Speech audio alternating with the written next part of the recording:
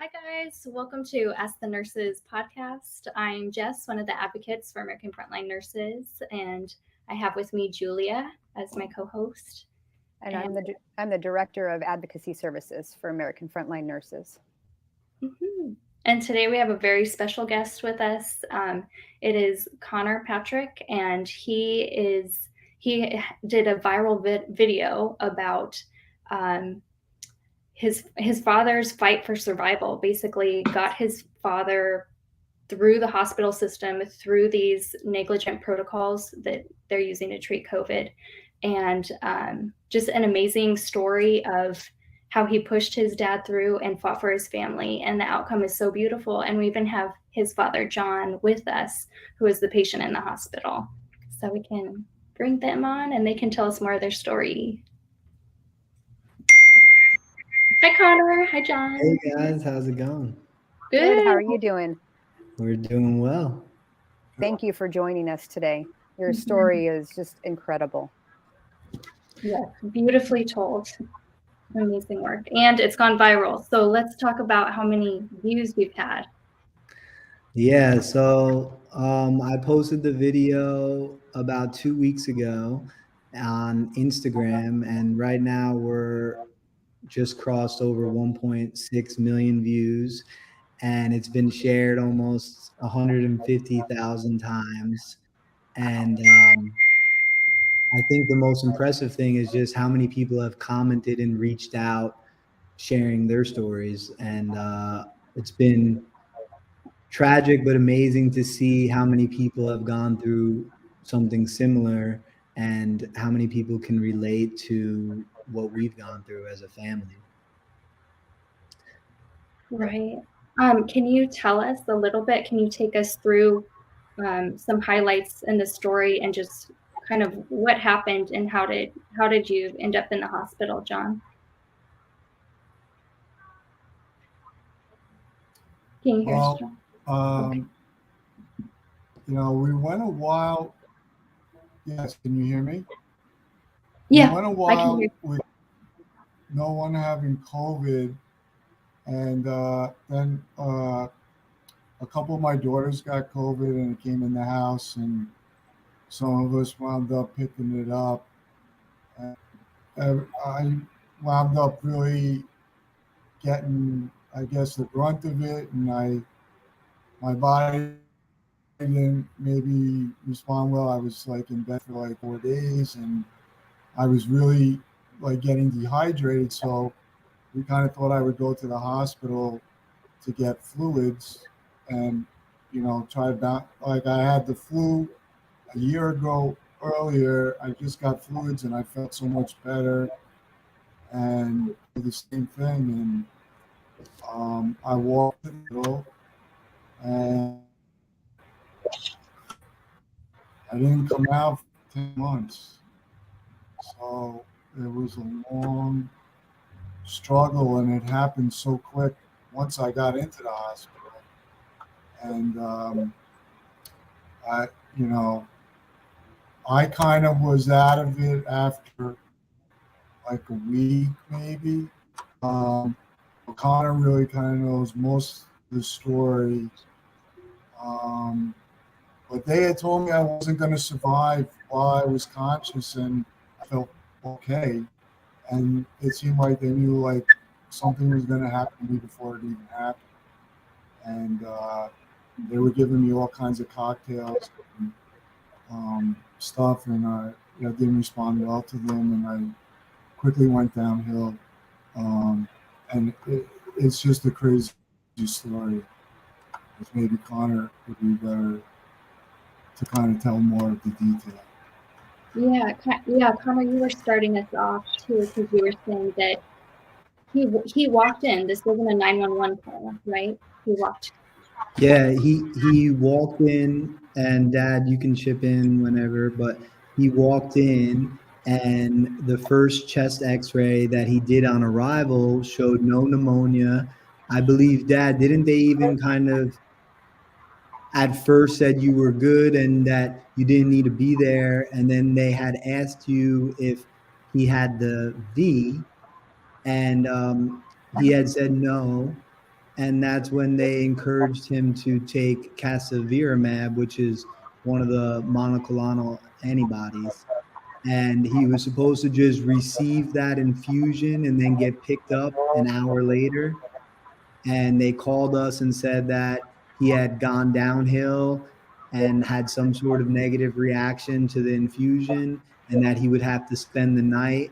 And after that didn't work, their next move was to give him REM, and they gave him a week, 7-day treatment of that.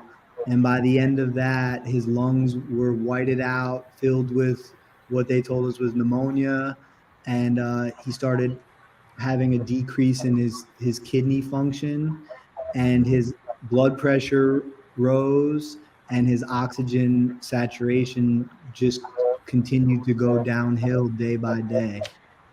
Mm. And how were these treatments presented to you?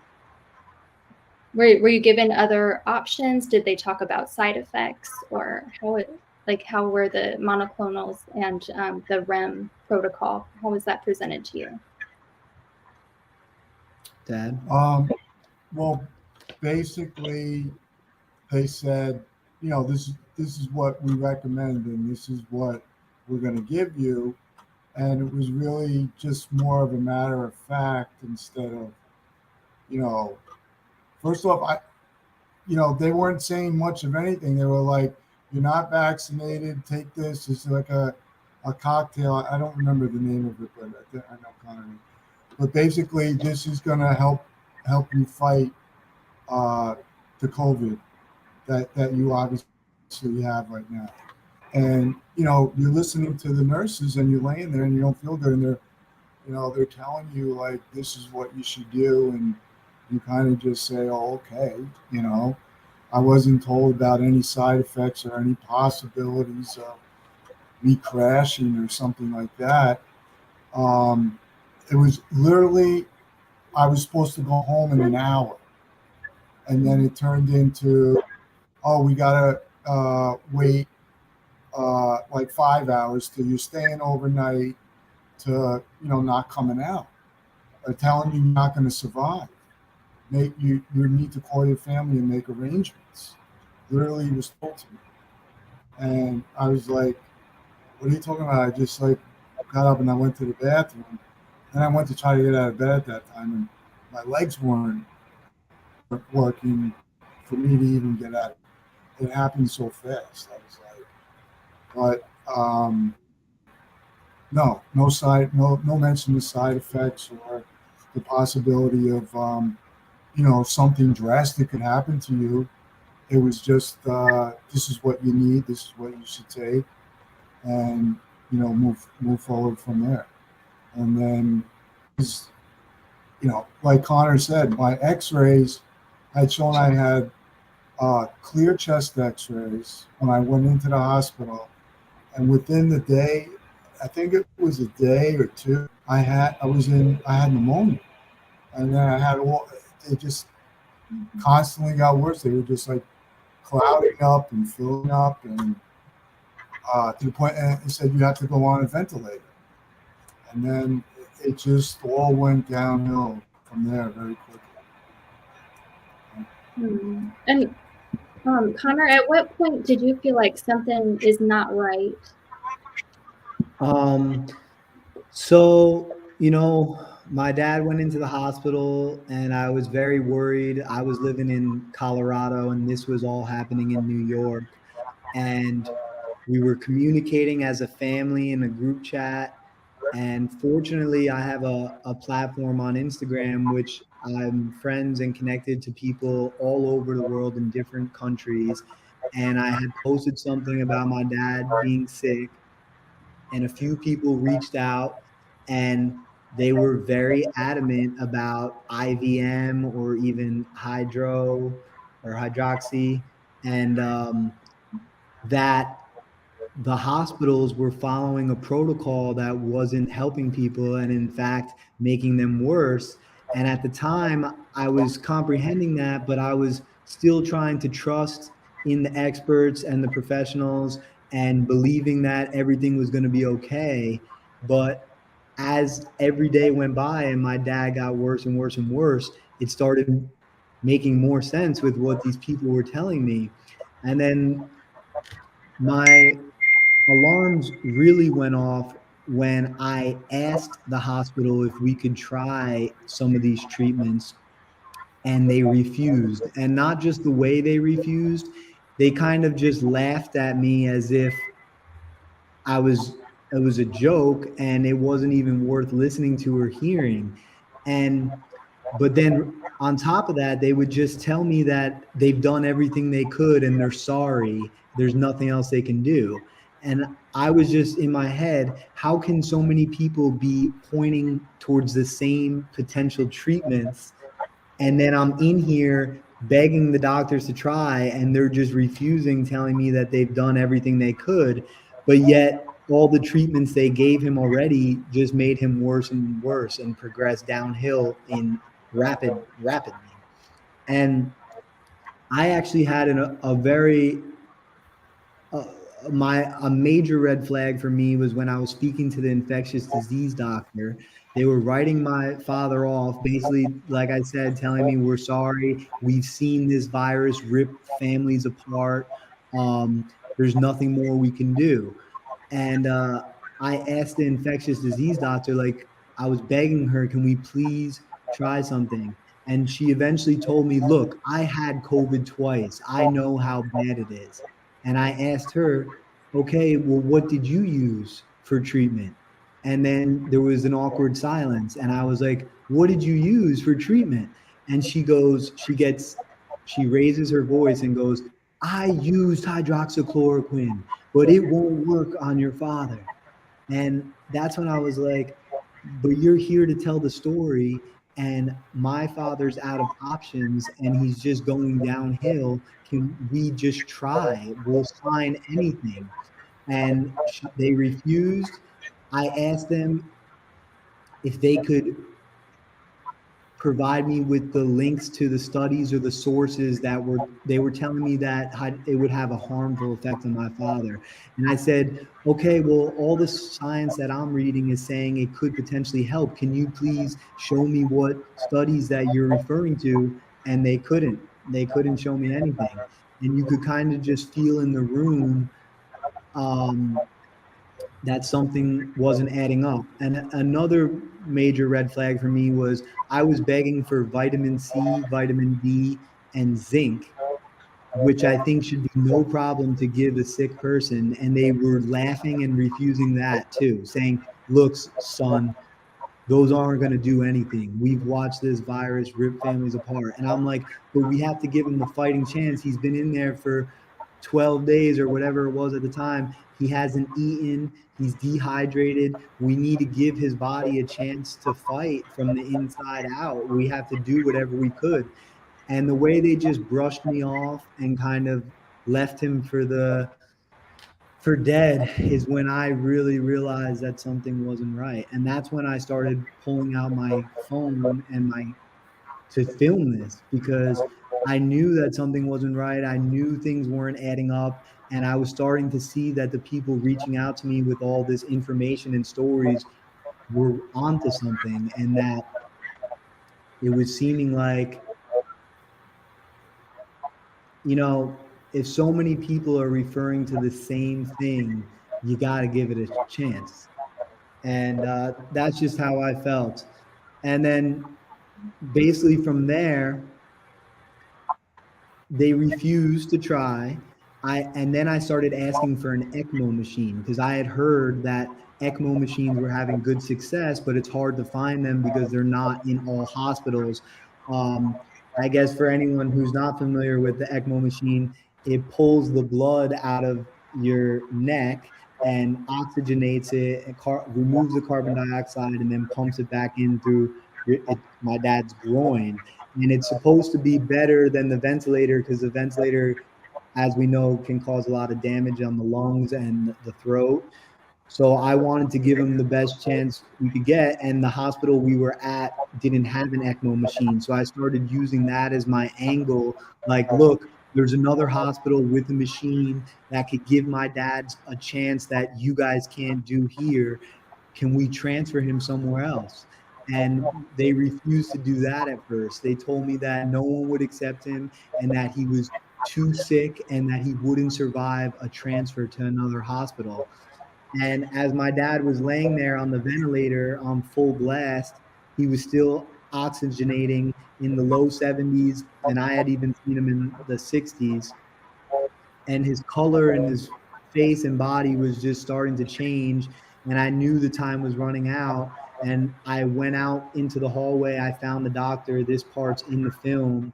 And I started begging again for vitamins, vitamin C, vitamin D, zinc, and these treatments. And that's when they told me, you know what? Your dad should have been V'd. And I was like, wait, so you're not going to help me get him to another hospital just because he's doesn't have the V? And So do you think that dictated his treatment? Do you felt like you guys were discriminated against because of his status? I do feel that 100% sure. And we saw it so much last year. So much happened that we saw so many patients not get the proper treatment, not get fed. I mean, the things that you're describing is like PTSD flashbacks of what we were dealing with last winter. Wow. Yeah, I mean, you put it into a movie, what we've been seeing for the last year. It's amazing because it's people like you guys where the information was all coming from. And that's when I was like, I got to capture this because this is what they're saying is happening. And it's happening right now to me, you know, and people don't believe it. And I have to show them, you know. And I felt helpless and voiceless. And I love to film and tell stories. So I did the thing I know how to do best, which is pull out my camera and try and give myself a voice. And to be asking for basic, simple vitamins and to receive a response like, well, you know, he should have been vaccinated, instead of, yes, sure, let's get him vitamin C, let's get him vitamin D, let's get him zinc, whatever you think, whatever you want. You're the patient, you know, and those aren't even treatments, those are vitamins. And right. And they basically gave him a death sentence. Mm-hmm. And instead of allowing him to even, you know, to have dignity and for the family to pursue all options. I mean, exactly. you guys have the right to try. And I even told them, I'll sign whatever you need me to sign. I'll sign a consent thing. I want my dad I want to try everything we can possibly try on my dad. I'm not prepared to sit here and just let him go, you know? And when I saw the wall and realized, wow, this isn't just a hurdle, this is a brick wall that you can't get through. That's when I was like, something is not right here. And yeah, exactly. We should have the right to try. We should have the right to, just because we go to the hospital as patients and customers, we're not prisoners, you know? And it felt like that's what they did. It felt like they took, my dad was being held hostage and being denied basic treatment. And another thing that blew me away was their lack of appreciation for nutrition. They didn't believe that nutrition had anything to do with his body's ability to fight this. And to me, that seems so backwards. And I also think that's something that's very backwards in our entire medical system, you know? And we saw so many patients go 9, 10, 11 days last winter, not being fed, not being given any nutrition, any IV, anything, because they said they would be fluid overloaded. And they literally starved them to death with the medication and then no food. And the outcome. Who weren't on a ventilator. And then that asked them. Tell about the food they were given, because I was allergic to the food that they were given. And I was allergic to the food. And you had to fight to get my food. Yeah, so basically once he did go on the ventilator and was intubated, that's when they start tube feeding him. And I had heard about how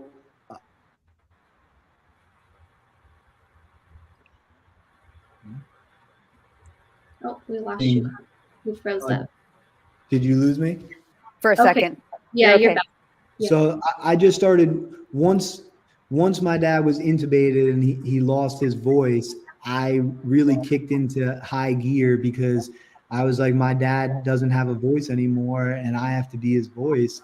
So I started researching the food they were giving him, and I found I looked up the ingredients for the formula, and basically just corn and soy, and which my dad has an intolerance to. And I brought that up to them and was asking them to switch to a formula called Liquid Hope or Kate Farms, which are two whole food organic feeding formulas. And again, I wanted to give him the best chance to fight from the inside out. And I ran into another wall there. And I quickly realized that the hospitals don't have contracts with Kate Farms and Liquid Hope. They have contracts with Nestle and these big companies who are feeding him this terrible food while he's already been malnourished, starved, and dehydrated for almost 2 weeks. So we had no choice really but to go on the ventilator because he was saturating so low. So in my head, I was backed into a corner and I was like, all right, maybe if we get him on the ventilator, it'll give him some time to calm his mind from the anxiety and the fear, and also give maybe his body a chance to rest. And then I could work on getting him healthy food and more vitamins and more treatments in him. Because we were kind of reaching that point where he could give out at any moment or go on the ventilator. So yeah, once he got on the ventilator, I started fighting for all that food. They refused to let me try the food. It took me 8 weeks to get them to switch the food. It took my dad waking up out of the coma and having stomach digestive pains for them to finally be like, oh my God, like, and I had to email the head of the gastro department in the hospital. And once I found her email and emailed her, someone showed up in an hour to his room, and they all of a sudden had the Kate Farms because I had been asking for it for weeks. And as soon as he got on that, we saw a clear difference. And by difference, I mean he wasn't passing stool and he was having residuals. When they were going and checking, he wasn't digesting any of the garbage food that they were feeding him. So the fact that it took 8 weeks just to try to get his food changed while he had a food intolerance to the food they were giving him, which I made sure was in the notes. Yeah. Which he's already in an inflammatory state, which is really what drives a lot of the problems with, the cascade of COVID symptoms is driven by the cytokine storm, which is all related to inflammation. And you're putting inflammation in his gut, giving him something that he's allergic to. Making him even worse instead of better. Yeah. And they just, meanwhile, denying the treatment that works that you found just through your contacts. So tell us more about how you found the IVM and your experience with it and what you saw and how your dad changed. Yeah, so basically what was happening was the hydroxy had already been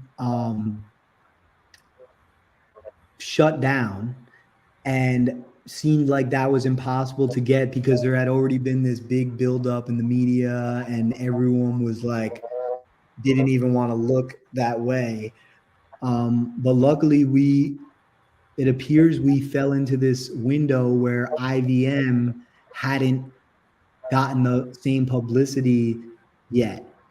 And people were reaching out, like I said, on Instagram, and I started commenting on different forums, telling people my dad's in this situation. Can anyone help? I even went into natural health food stores around my area to talk to the workers there and try to gather any information I could on what they knew was helping with this to try to go and fight for my dad to get this.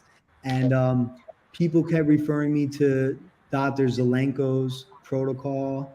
And then ultimately I eventually got referred to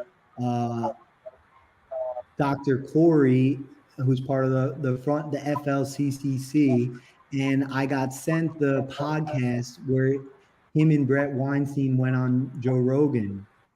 And at this point, my dad's on a ventilator. I'm up all night researching. I can't sleep because I'm like, this is a battle for my dad's life. And every day, every morning, we were waking up like, did he make it through the night type of deal. And I stayed up all night watching this like 3-hour podcast. And it was hitting so home. It was as if everything they were saying was happening to me right then in real time. And everything they said made perfect sense, why it was being demonized, why it was being discriminated against, money, and without, if there was an effective treatment available, the V would have never been emergency approved. And all the dots just started connecting.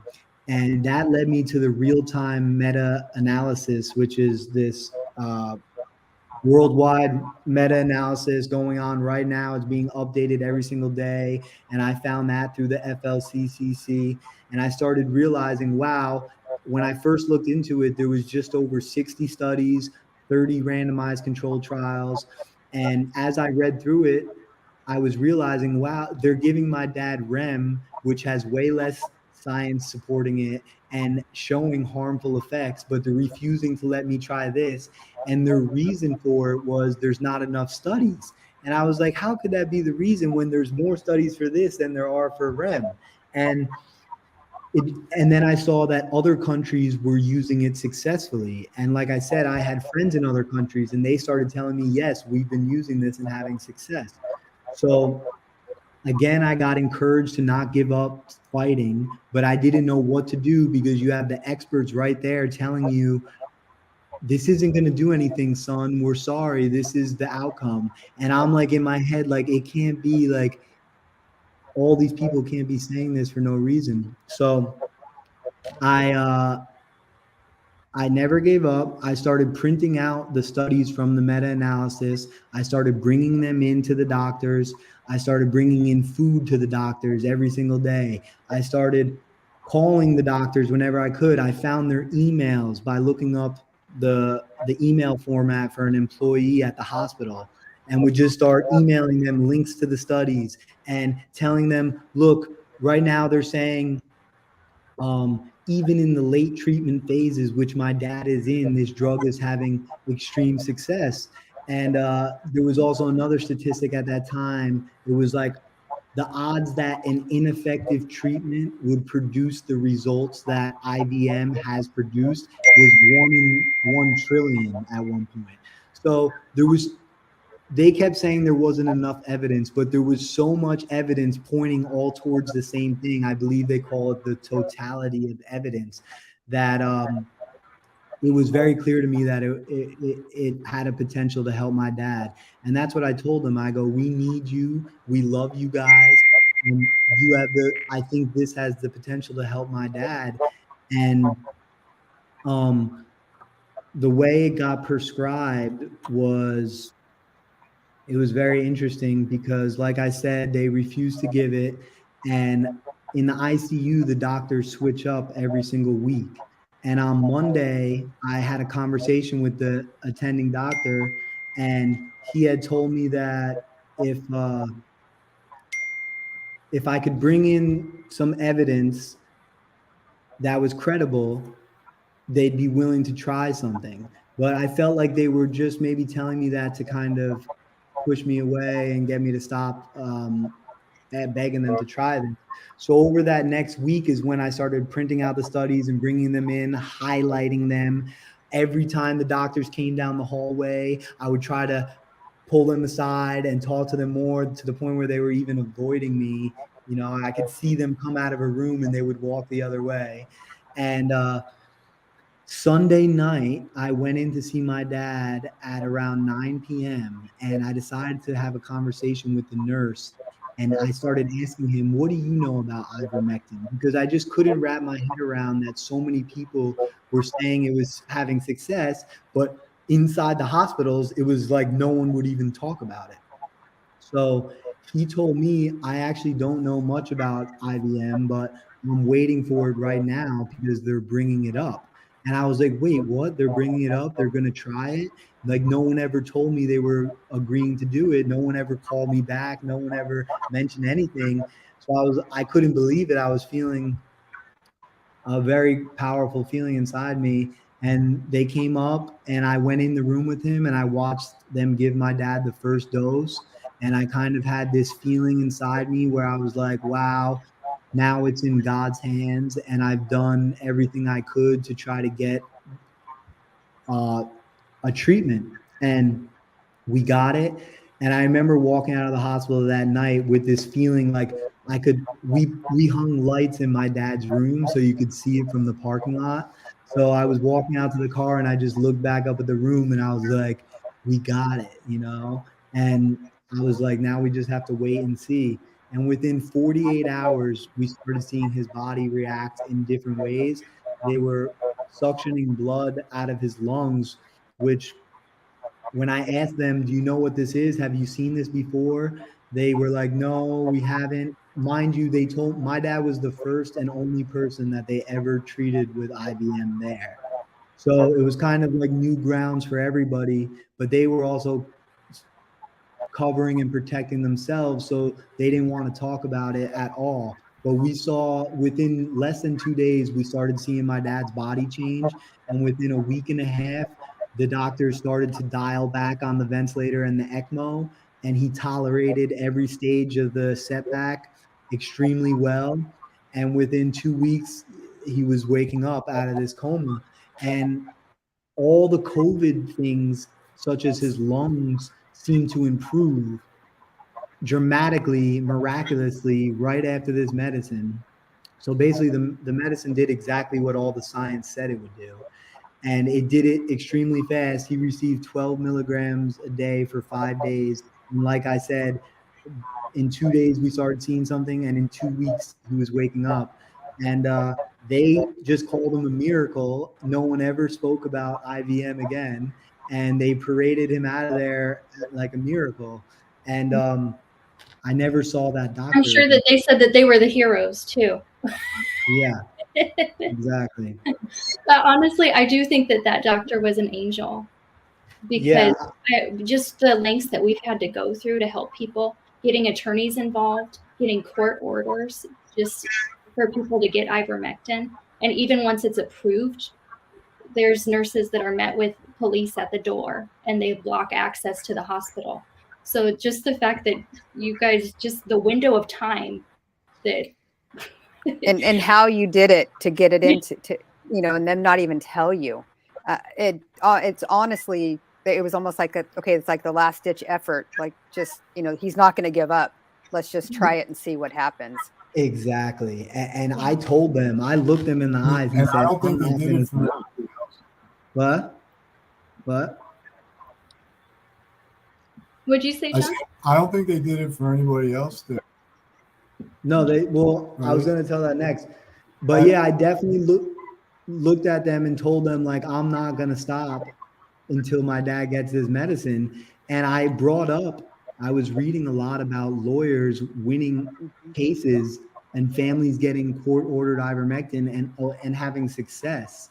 And that's when I was like, that was another alarm going off in my head, where I'm like, people are fighting the same thing and getting it and having success. So I definitely mentioned to them a lawyer, and I said, I'm willing to take it to these extents. And yeah, I think I was explaining that on Sunday night, this doctor called it in, and then on Monday he was gone again, because they rotate every week. And I never saw that doctor again, never heard from him. I tried to email him again, thanking him for calling it in. I never heard from him after that either. So it does feel like an angel. And another thing I just wanted to add, that doctor was Indian, from India. And I know that India has been using IVM with success. So I wonder if that's played into his decision, you know. Mm-hmm. And it's very possible that they let him go too. Exactly. Yeah. So because that was happening. You know, people that were trying to help people, they were getting let go. Right. And that would be a noble exit for him. Mm-hmm. Well, That's the why I think other patients were hearing about it. They weren't allowed to get it after. that's the next part. So a family in the room next door approached us because I had made a video about my dad being sick before this video, and that one got seen by a lot of people too, nowhere near as many as this video, but the family in the room next door recognized us from the video because we decorated my dad's hospital room with over 500 pictures and quotes, and we wanted these nurses and doctors to go in there and see a human being, you know, not just a patient in a coma. We wanted them to see my dad alive with the family and kind of give them someone to fight for. And they told us that that did give them someone to fight for. And the family recognized our hospital room from the video, and they approached me and they asked, like, your dad's getting better, that's incredible, what did you guys do? And I told them everything. I forwarded them all the science, all the studies. I walked them through everything I did, and they were texting me and calling me back and forth real time after speaking to the doctors, and the doctors just told them that they weren't allowed to give it to them. And my dad got it in this window. He got it on August 13th, for 5 days. And September 2nd, this family was denied it. And their reasoning was they told the family that the FDA was not allowing the hospitals to fill the prescriptions. So my dad got it, and they're parading him out like a miracle. And then the family in the room next door is begging to try it too, and they're refusing to let them. And that was another moment when I knew the world needed to hear this story, you know? Yeah. What they're doing is criminal. It's absolutely criminal. John, did you have any idea this fight that was going on? Did you have any situational or like moments of clarity or anything you experienced on the vent that you can share? There's no, I once I went on that, I don't remember much till I woke up. It was a very long process, and like even when I woke up, I still had a trach and I wasn't able to talk. I had couldn't move my legs or my hands. I'm like I couldn't write, so I couldn't communicate at all at first, and then it was a very slow process. And I had a lot of stuff, basically from head to toe, going on, and I had like an unstageable. It's everything that one. It almost like a dream, and then it was just a slow recovery, and then I realized by putting pieces of the puzzle together. But then, even before I call, like your mind is like very scattered, and your memories like that brain fog. And I mean, I still have that, but it's still. You could put the pieces of the puzzle. You could see everybody that I put. Like I feel like everybody went through so much more than like me just going through it. I it was a big strain on everybody, you know, just even, you know, my family, my friends, and everybody went through a lot. And it was hard at the time for everybody to see me. I had one son that was under 18 and he wasn't allowed really even in the hospital. So I didn't see him for a long time.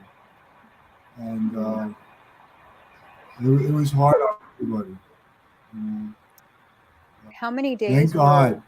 And were I you in thank the hospital? family, I don't know, but like I was in at hospital for maybe 5 months, and then I was in a rehabilitation center for another 4 months after that. And then I got out early because there was COVID spreading on the floor.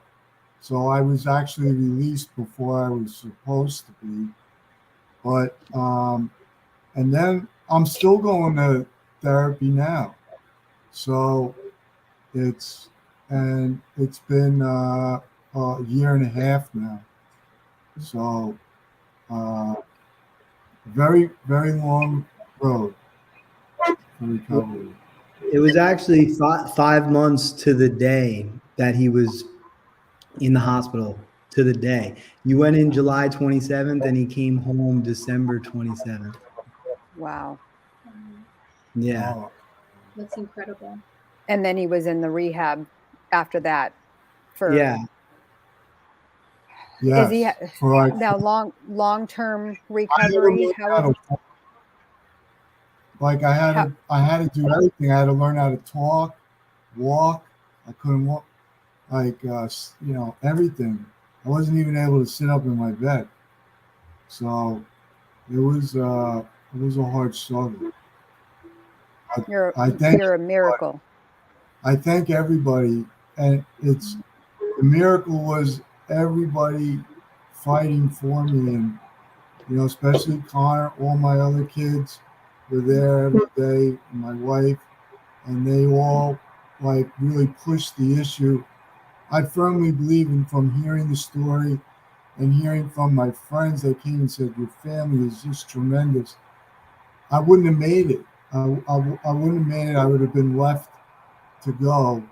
And thank God they were even allowed to come into the hospital. There's so many people out there that weren't even able to visit their family. And the person had to go through it all by themselves. And it's just heartbreaking. It's heartbreaking.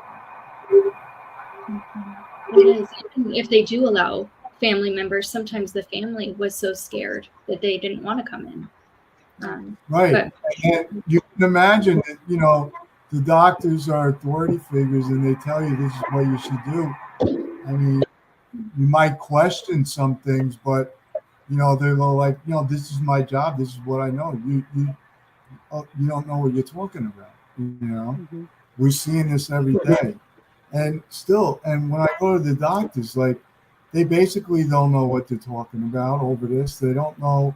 They don't have the data, and they tell me, well, most people who were like you didn't survive. So we don't really treat that many people like you in your situation, So it's unanswered right now, but I guess time will tell, as time goes on. Did your kidneys recover? Or are you still having to do dialysis? Yes. I was on dialysis, but my kidneys recovered. Oh, But good. I just recently had surgery, so I had to. All my organs were affected, and unfortunately, my heart and my lungs took a grunt, and anybody that's going through this, you got to get everything checked out, all of your organs, because you never know. It attacks people different ways, and no two people are alike. So you got to check everything. Right. Are they saying that this is from the virus, or are they suggesting that this could be a side effect of the medications you were given? Nobody really comes out and says anything's attributed to the virus, but they say, with my heart, because I just had that surgery, it was tested while I was in the hospital, and then in less than a year, dramatically changed so much. They're saying that this happened so rapidly that they can't really acknowledge why this happened. So in my mind, well, then I believe it's from the virus. I didn't have a heart problem before. I didn't have any problems before. And my body just got whacked, you know. And even just going through that ECMO, not too many people make it off the ECMO, the ECMO, and the body's just traumatized, you know. So I'm lucky. I am very lucky. And I'm very grateful. And you're blessed only that people that. And they didn't take no. They didn't take the hospital's no's at face value. A lot of people. Right. Thank God. Thank God, because that would be. What was that? I don't think I heard that. Yeah, thank you, Con. I said thank you.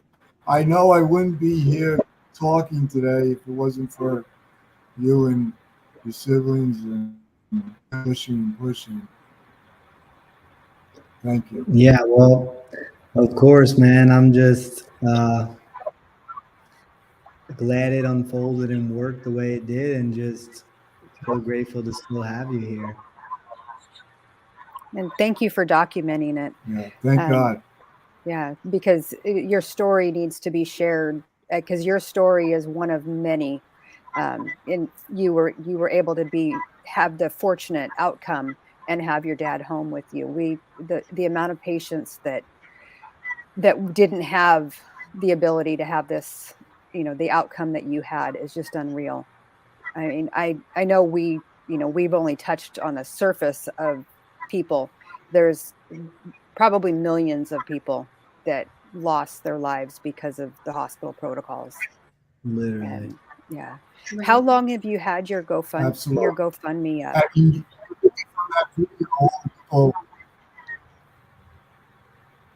You could see from that video all the people's comments. It's almost the same script, but and you could see a lot of people have gone through it. It's horrible. Yeah, it's just unreal, the amount of people that had to go through this unnecessarily because they wouldn't give proper treatment. Yeah. And sorry, what were you gonna say? Oh, I was just going to ask about your GoFundMe. It looks like you've gotten quite a few donations. How long ago did you start that? I started that when my dad was first in the hospital. Okay. So that was before he even woke up from the coma. I made this video because I wanted to get the story out there, and I also wanted to get as much help as I could from people who hopefully saw the video. And I also wanted to show the hospital that I wasn't messing around.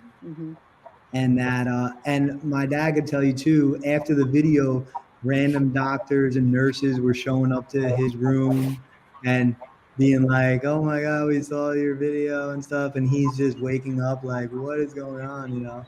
But yeah, I just, like I said, I felt like I was voiceless and I wasn't being heard, and my dad's life was on the line. So I just wanted to do whatever I could to be heard. So I made that video, and a friend of ours started the GoFundMe, and I put that up like with the video when I released that first video, which you could also see it on Instagram. I pinned it to the top, so it's the third video on my Instagram page. That's the first video that you did? Yeah. Okay. For anyone who. Thank you. Yeah. Thank you again for doing that, because I mean, talk about being voiceless. We've been voiceless for how long now, Julia? Just your censorship, and like we need people, like, you know, we need both of you guys. Keep sharing this story. Keep letting people know that these protocols are lethal, and you do have the right to refuse them. Exactly, and the story has so many factors and so many things, but it can be that simple, that these treatments they're pushing on us are not helping at all. And there's other ones out there that they will do anything they can to not give you. Mhm. And we did everything we could to try it. We tried it. It worked. That's why I filmed it. That's why I wanted the world to hear and see it, because anyone out there who's fighting for their loved one's life right now and is doubting themselves versus the system and the protocol in the hospitals, they need to know from someone else just like them that don't give up. You know, there's more you can do. And hopefully just never give up fighting for the people you love and what you believe in, you know. And I think right now in this world, it's very difficult to find truth. It's clear that our social media platforms are being influenced by outside factors, and it, science and medicine is being influenced as well by outside factors. And because it's hard to find truth, I think people need to share real life stories rather than just follow the mainstream media, you know. So that's what I tried to do with that film. Yeah. And we definitely want to let people know, because they're still vulnerable at this Mhm. point. It's something that still happened. COVID is still around, and people are still succumbing to these protocols. So it's so important. And thank you guys for coming on. The story is amazing. It's the way you articulated it is beautiful. You got all your receipts there with with the studies and the Nobel Peace Prize, and you really drove the point home that your dad is a living testimony. So congratulations, Truly John. is. Yeah. Keep Thank fighting the you, good guys. fight. Yeah, you guys too. I'm glad that the story reached you. Yes. Yeah. And thank you. Thank you. We will share your GoFundMe, and we'll help, we will help share. We've been sharing your video, and we'll share your GoFundMe for you as well. So Thank you thank so you much. guys very much for coming on. Thank you. Thank you. Have a Thank you. wonderful evening. Thank you, John. Thanks, John. Wow. It's Nicole. You're on mute. This just brings back so much PTSD from what we dealt with last year. I'm gonna cry. I know. I was crying back here. I'm like, I can't be on camera for this. I'm just like, Yeah. it's like the Tamara Drock case and Juan's case. And I'm like, oh, shoot, did anyone get Ralph Larigo involved? I'm like, did anybody do protests in front of the hospital? I'm like, wait, what? They just agreed to give him IBM? I'm like, it's probably because his son is so fucking annoying. Yeah. I think they really an annoying approach. Yeah, I wonder if he got fired, that doctor, because all of a sudden nobody he's not in the email list anymore. He's not on the site for the hospital. I mean, that's what happened to one doctor in Texas that we worked with Ron. Like all of a sudden he was like excommunicated out of the hospital system because he ordered it, because the Epic system catches it, the IBM order.